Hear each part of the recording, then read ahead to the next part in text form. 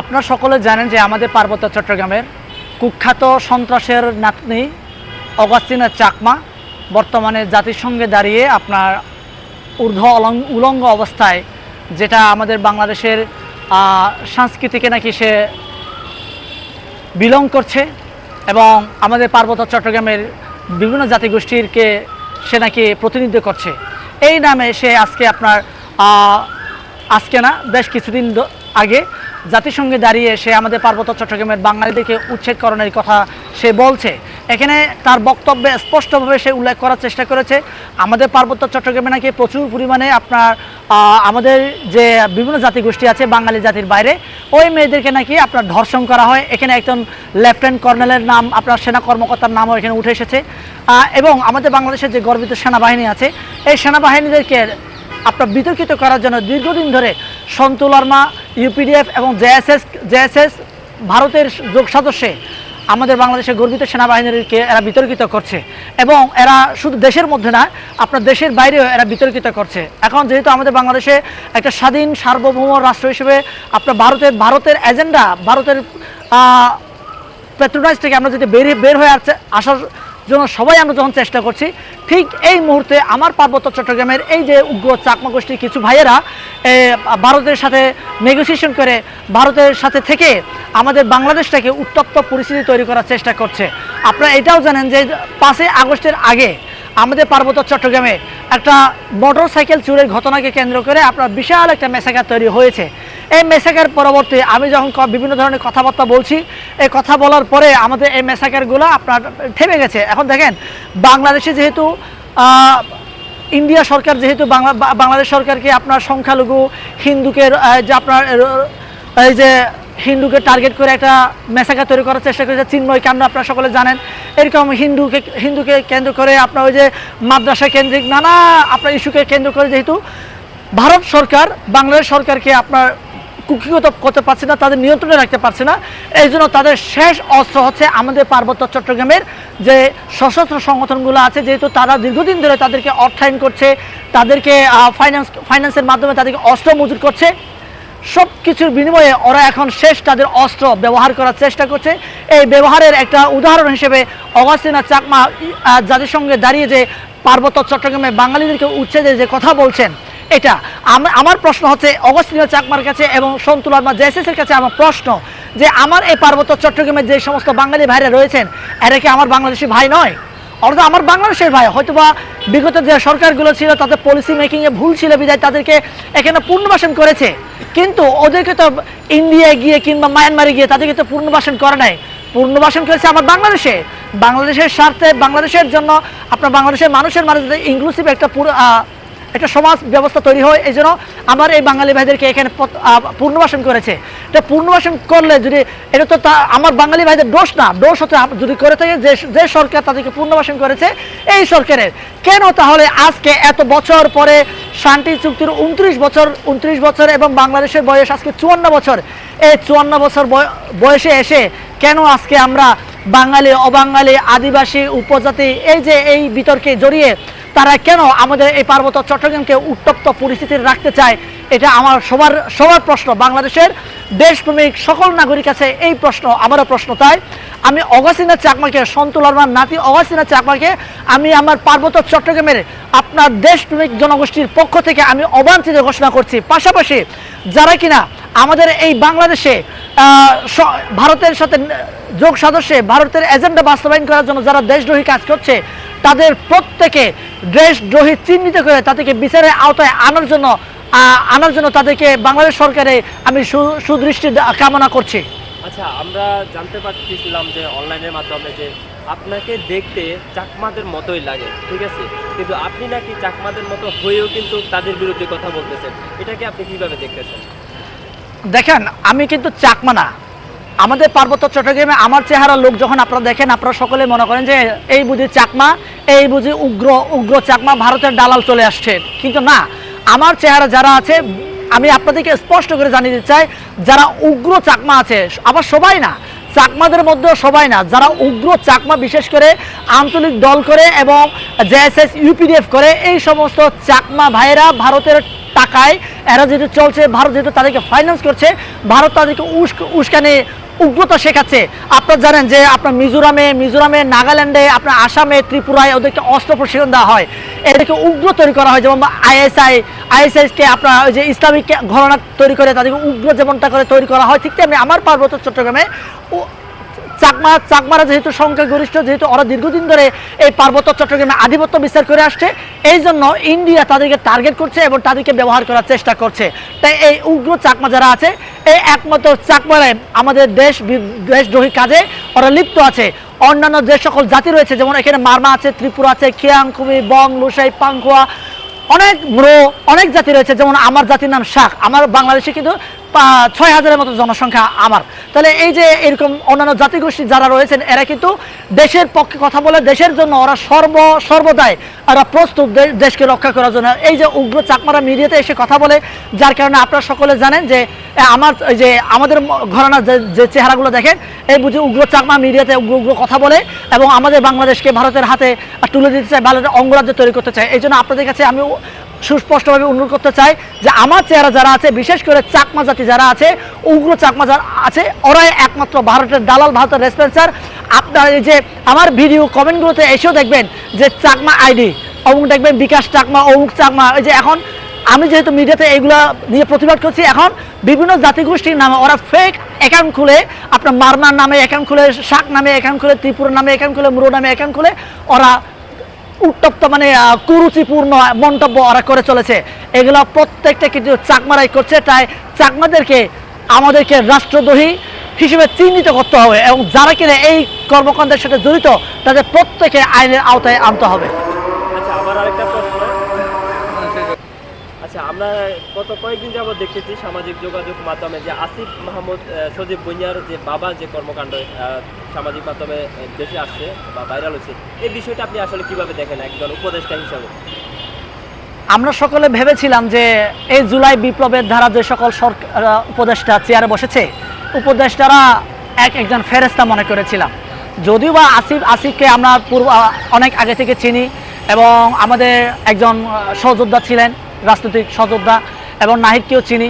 যেহেতু ওরা দীর্ঘদিন ধরে আমাদের সহযোদ্ধা ছিলেন, আমরা তাদেরকে আমাদের মতামতের সাথে তাদের একমত ছিল।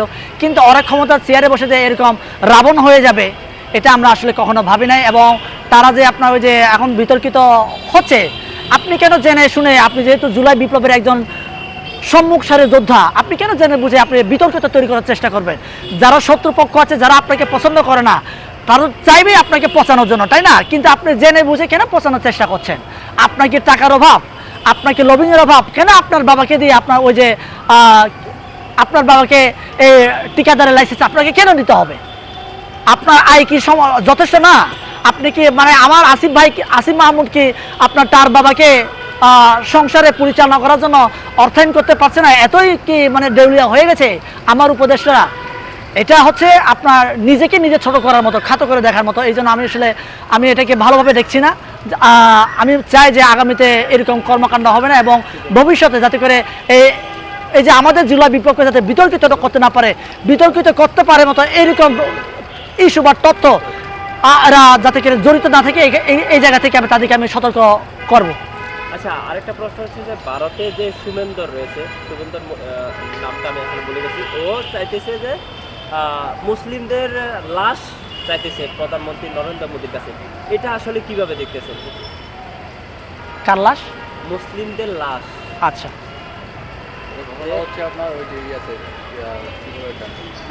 আচ্ছা দেখেন, আপনারা সকলে জানেন যে আমাদের বাংলাদেশ হচ্ছে একটা সম্প্রীতি ভ্রাতৃত্ব বন্ধনের একটা দেশ। এমন একটা দেশ পৃথিবীতে অন্য কোথাও খুঁজে পাবেন না। তারপরেও দেখেন আমাদের এই যে বাংলাদেশে যেটা এই যে হিন্দু মুসলিম যে দাঙ্গা তৈরি হওয়ার জন্য ওরা এই ভারত বারে বারে চাচ্ছে যে তাদের দেশের মুসলিমদেরকে নির্যাতন করে যাতে করে আমার দেশের মুসলমানরা যাতে হিন্দুদেরকে নির্যাতন করে। এখন আমার দেশের মুসলমানরা যখন খেপে গিয়ে হিন্দুদেরকে নির্যাতন শুরু করবে, তখন এরা মিডিয়াতে বড় বড় করে ফলো আপ করে প্রচার করবে, এই দেখো শেখ হাসিনা দেশে নাই, এই জন্য আমার বাংলাদেশে হিন্দু নির্যাতন শুরু হয়েছে, বৌদ্ধ নির্যাতন শুরু হয়েছে, এই যে পাহাড়ে আপনার অপহরণ গুম খুনের ষড়যন্ত্র হচ্ছে, এগুলো মানে ওরা মিডিয়াতে ফলো আপ করে প্রচার করছে।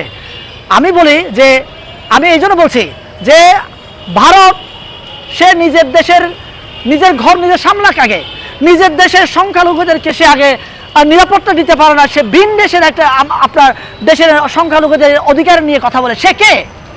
সে বরঞ্চ আমাদের বাংলাদেশটাকে আন্তর্জাতিকভাবে আমাদের বাংলাদেশের যে গ্রহণযোগ্যতা রয়েছে এই গ্রহণযোগ্যতা থেকে সে নষ্ট করার জন্য এই ভারতে মুসলিমদেরকে সে আক্রমণ করছে। আমি তীব্র নিন্দা জানাই যে আমি মনে করি যে ফিলিস্তিন যেমনটা করে ফিলিস্তিনের ভাইদের জন্য আমার বাংলাদেশের ভাইরা ইসরায়েলের বিপক্ষে আপনার মার্চ ফর গাজা করেছে, ঠিক তেমনি আমার দেশের দল মত নির্বিশেষে সকলে আমি মনে করি March for India Muslim minority এইরকম একটা স্লোগান আমাদের মনে হয় সোশ্যাল মিডিয়াতে এবং রাজপথে সোচ্চার হওয়া উচিত। আমি কিছুদিন ধরে দেখছি আমার মুসলিম কমিউনিটির যে সমস্ত সংগঠন আছে এরা একটু অগোছালোভাবে করার চেষ্টা করছে। আমি যে মনে করি যে ফিলিস্তিনের মতো মার্চ ফর গাজা যেমনটা আমরা করেছিলাম ঠিক তেমনি March for Indian minority people এই নামে যদি আমরা একটু মার্চ করতে পারতাম তাহলে আন্তর্জাতিকভাবে আমরা বলতে পারতাম যে ইন্ডিয়া তার সংখ্যালঘুদের নিরাপত্তা দিতে পারছে না। শুধু মুসলিম না, এখানে হিন্দু আপনার বৌদ্ধদেরকে নির্যাতন করা হচ্ছে, এখানে খ্রিস্টানদের নির্যাতন করা হচ্ছে ইন্ডিয়াতে। শুধু মুসলিম নির্যাতন না, হয়তোবা আপনার মুসলিম যেহেতু একটু সংখ্যায় বেশি এই জন্য তাদের আপনার বাংলাদেশে তাদের মিডিয়াতে তাদের একটা হাইলাইট হচ্ছে, কিন্তু আপনার বৌদ্ধ খ্রিস্টান যারা আছে তাদের মিডিয়া আসছে না, মিডিয়া ফলো করে প্রচার হচ্ছে না। তাই আমি মনে করি March for Indian minority people নামে এরকম একটা মার্চ আমাদের করা উচিত। তাহলে আমরা তাদের যে বাংলাদেশকে নিয়ে যে তাদের যে ষড়যন্ত্র এই ষড়যন্ত্রে আমরা পানি ঢালতে পারবো। আচ্ছা, আমরা কিছুদিন পর দেখি যে আওয়ামী লীগের নিষিদ্ধ লীগের যে ছোট যে বিক্ষোভ মিছিলগুলো হচ্ছে এই জুলাই 5 আগস্টের পর এটা কিভাবে আসলে সম্ভব হচ্ছে? দেখেন, আমাদের বাংলাদেশে আমরা প্রথম থেকে সরকার গঠনের পর থেকে আমরা দাবি করে আসছিলাম বাংলাদেশ থেকে আওয়ামী লীগ নামক শব্দ এইটা যে আপনার রাষ্ট্রদ্রোহী শব্দ এই শব্দ নামে আখ্যায়িত করে প্রজ্ঞাপন জারি করে তাদেরকে নিষিদ্ধ ঘোষণা করা হোক, কিন্তু বাংলাদেশ সরকার নিষিদ্ধ করে নাই। যেহেতু নিষিদ্ধ করে নাই অথচ বাংলাদেশে একজন নাগরিক হিসেবে রাজপথে রাজনীতি করা তাদের নৈতিক অধিকার আছে। যদি ওদেরকে যেমন বিগত সরকার আওয়ামী লীগ সরকার যেহেতু জামাতকে নিষিদ্ধ ঘোষণা করে তাদেরকে রাজপথ থেকে সরিয়ে দিয়েছিল, তারা রাজপথে নামলে তাদেরকে রাষ্ট্রদ্রোহী কিংবা নিষিদ্ধ সংগঠনের লোক হিসেবে তাদেরকে গ্রেফতার করা যেত। এখন দেখেন আওয়ামী লীগকে নিষিদ্ধ করা হয় নাই, ছাত্রলীগকে নিষিদ্ধ করা হয় নাই, ওরা যখন রাজপথে ওরা মিটিং করছে কোন আইনের ধারায় তাদেরকে আপনি অ্যারেস্ট করবেন? যদি নিষিদ্ধ করা হতো তাহলে বলা যেত নিষিদ্ধ সংগঠনের নেতা এই জন্য তাদেরকে অ্যারেস্ট করেছি, তাও করেন না। এখন সরকারের অনেক উপদেষ্টা বলার চেষ্টা করছে যে তাদের যেহেতু নিষিদ্ধ করা হয় না কোন আইনে তাদেরকে আমরা অ্যারেস্ট করব, তাদেরকে যাতে নিষিদ্ধ রাজপথে নামতে না পারে এই জন্য তাদেরকে আগে নিষিদ্ধ করে তাদেরকে রাজপথে না নামার যে পথ দরজা তালা মারতে হবে। আগে আপনি দরজা খুলে রেখে বলবেন ওরা কেন রাজপথে নামবে, তাদের নৈতিক অধিকার তারা করবে, কিন্তু যাতে করতে না পারে দেশীভাবে আমরা যে জুলাই বিপ্লবে যে এত লোক প্রাণহানি হয়েছে, এত মানুষের অঙ্গহানি হয়েছে, উপদেষ্টা তো ভাই তাদের আত্মীয় স্বজন তো কেউ পা হারায় নাই, কেউ তো মারা যায় নাই, এই জন্য তাদের ব্যথা নেই, তাদের অনুভব নাই, তারা অনুভব করতে পারছে না এই জুলাই বিপ্লব যে কী ধরনের করুণ পরিস্থিতির মাধ্যমে এই ওরা যে চেয়ারে বসেছে, মানে কত হাজার রক্তের বিনিময়ে ওরা যে আজকে এই চেয়ারে বসে আছে, এদের কোনো হুঁশ না, জ্ঞান হারিয়ে ফেলেছে, ভুলে গেছে এরা। তা আমি মনে করি আমি একটু স্মরণ করে দিতে চাই উপদেষ্টাদেরকে যে জুলাই বিপ্লবের এই যে আওয়ামী লীগ সরকার যে মেসাকার করেছে এই মেসাকার আমাদের চোখের সামনে প্রমাণ, হাজার প্রমাণ আছে, কয় লক্ষ প্রমাণ আপনার লাগবে, সকল প্রমাণ আমরা এনে দিতে প্রস্তুত। তারপর আমি বলছি তাদেরকে দোষী সাব্যস্ত করে বাংলাদেশের রাজনীতি করতে না পারার জন্য রাজনৈতিক অধিকার তাদের কাছে কেড়ে নেওয়ার জন্য তাদেরকে নিষিদ্ধ করা হোক।